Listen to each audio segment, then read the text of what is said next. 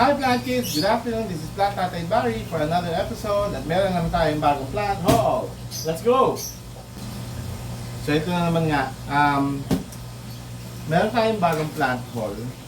Tapos ito po ay galing kay Mylas Succulent ng Laguna. I think San Pablo, ay ano siya, Calamba, kasi Calamba Victory Liner ito. Ito yung isa sa mga nauna natin na namain sa kanya, no? Meron pa ako isang set na dadating galing din sa kanya. Tapos meron tayong dadating galing Bulacan. At meron tayong galing Benguet. Okay? So ito mga simpleng halaman lang ito. So unahin na natin ito. Yan. Ito po ay isang aloe. Para po siyang regular na anong tawag dyan? Yung aloe vera. Pero ang tatalas ng ngipin nito eh. So I know iba siya. So yan. Aloe. Hindi ko alam ito toong ID niya. And then next ay ito. By the way, alam ko 60 pesos lang yan. Akala ko nga free. May bayad pala. 60 pesos. Tapos ito po, ayan. Para po siyang stinky. Pero hindi ko po alam kung ano siya. Alam ko nasa parang 80 pesos lang ito. 80 pesos o 100? Yeah. Stinky. Actually, dalawa po ito. Alam ko peanut siya. So hindi ko alam kung peanut ba siya o tawag dito. Peanut o monkey's tail. Ay. Yun. Rat's tail o monkey's tail. Hindi ko sure. So yan. And then here's another one. Yan po ay puti. So akala ko pareho sila. Ngayong nandito na siya, alam ko magkaiba sila. Yan. Ito iba naman to. Ay, hindi ko alam kung ano siya. And then lastly, ito pala. Meron pala akong minayin nito. Kalimutan ko yung pangalan nito. Ayan. Yung para siyang yung lameray na nakuha natin pero iba siya. Nalagay ko na lang dyan yung name. Nakalimutan ko eh. And then lastly, yung naman natin na mura, ayan. Si Rainbow Cactus. Lahat ng rainbow cactus ko sa kanya galing at napakamura at matibay. So kaya feeling ko sa kanya na ako kuha lagi na mga rainbow cactus. Ayan. Meron pa akong bagong order sa kanya, pa-clamp naman. So yun yung sa mga susunod na episode. So hanggang dito na lang muna. Bukas or ay siguro mamaya ayusin ko lang to, itanim na rin natin siya para ma-acclimate na natin siya dito. Tapos dito lang siya kasi nag-uulan pa eh, no? Tapos siguro mga after 1 week or 3 days na natin siya iakyat sa taas. Okay? Samahan niyo ako ulit.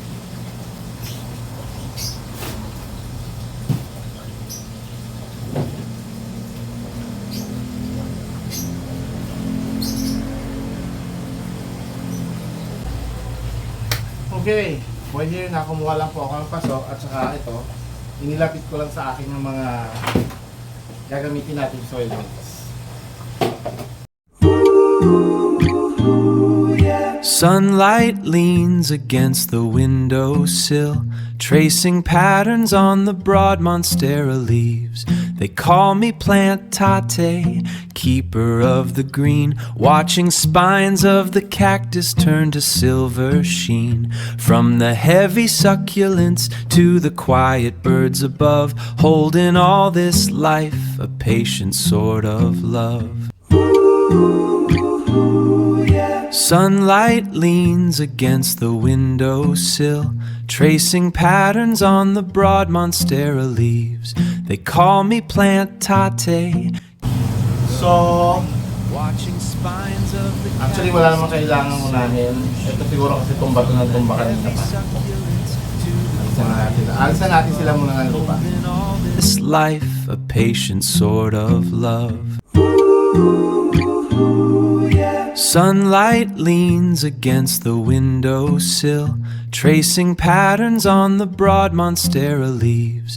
They call me Plant Tate, keeper of the green, watching spines of the cactus turn to silver sheen. From the heavy succulents to the quiet birds above. Okay, so yan na muna ang ating papakita. At siguro in the next 1 or 2 days, dadating na po yung dalawang pang batch natin. Itutuloy na lang natin. Okay? Good afternoon, Plant Kids. This is Plant Tatay Barry F. Antipolo again, and welcome to our new vlog.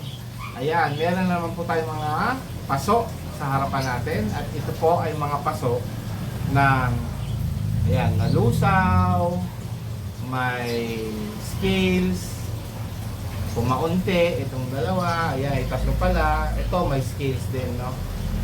So, ang plano ko, sa isa naman po ang soil mix nito is uproot sila, ilipa, bugasan, iba, yung iba i-replant lang sa mas maliit na paso. And then kasi meron kasi tayong parating na mga halaman today. Mamaya i-ano ko sa inyo, ipapakita ko rin sa inyo para malaman nyo kung saan ko sila ilalagay. Okay? Samahan niyo ako today.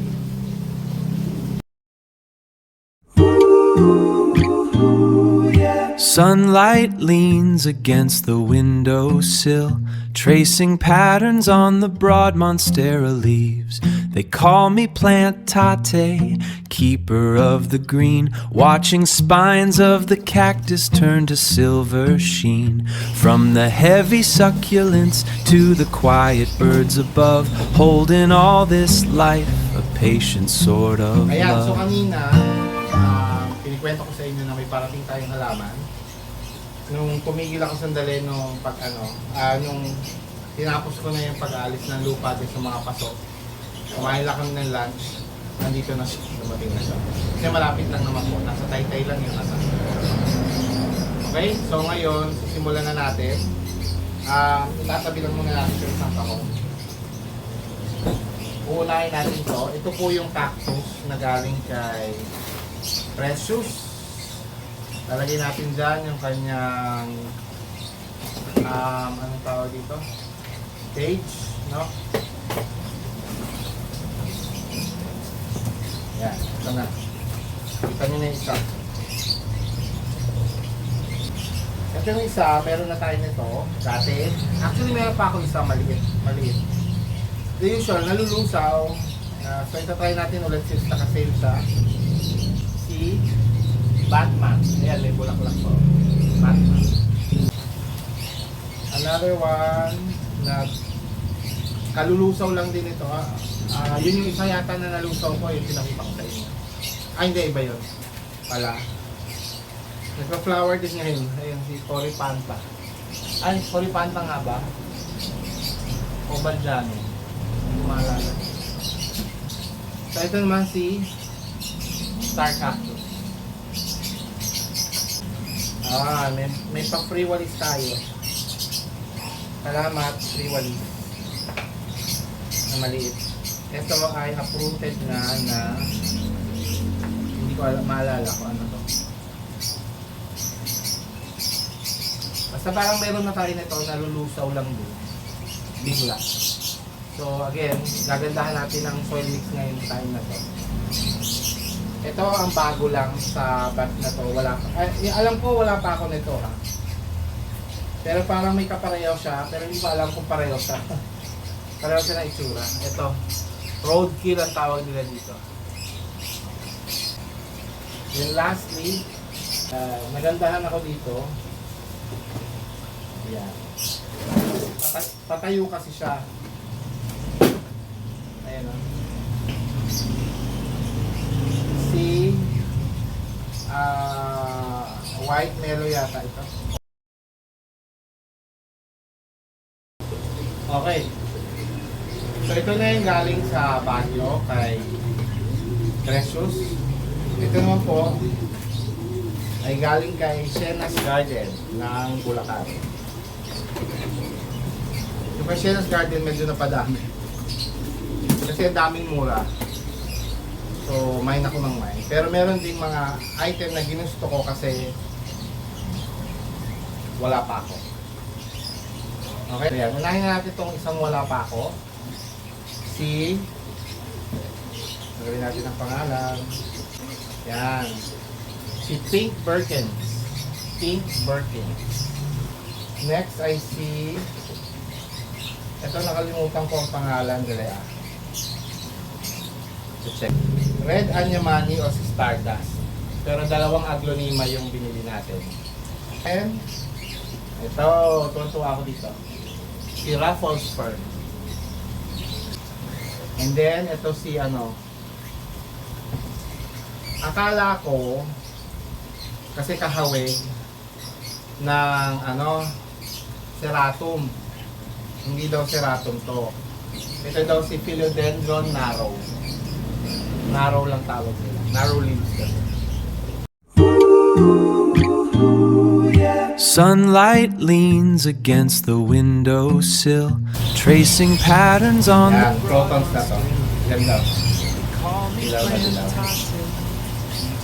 Protons. watching spines of the cactus. Then, ayan. Ito si ano. From the heavy sun, So, alam ko na. Ito si Stardust. Ito si Red Anyamani. all this light. Ito si Stardust. Stardust. Aglaw. Then, ito pa yung isang proton na kasama ko sa ano bundle. Ayan.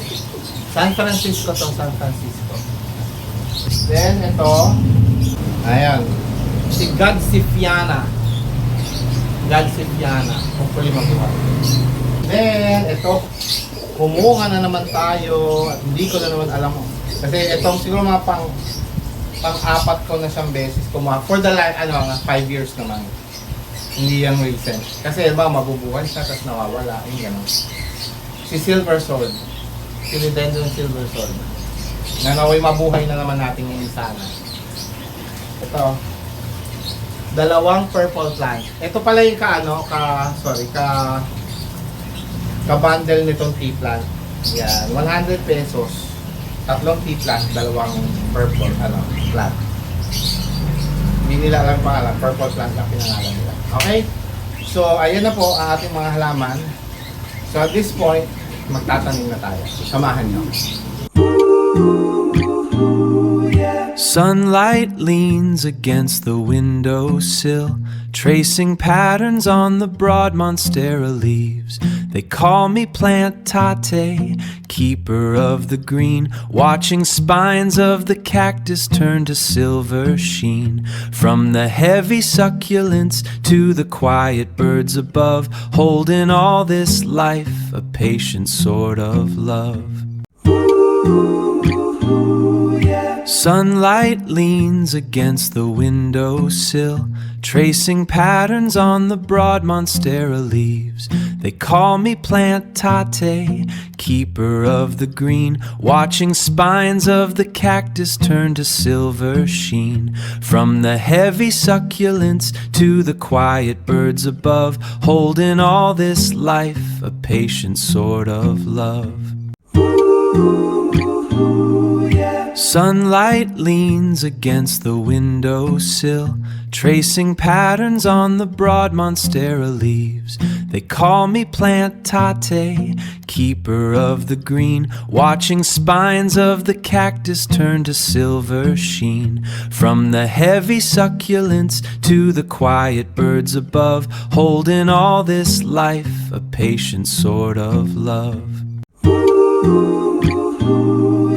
Sunlight leans against the windowsill, tracing patterns on the broad monstera leaves.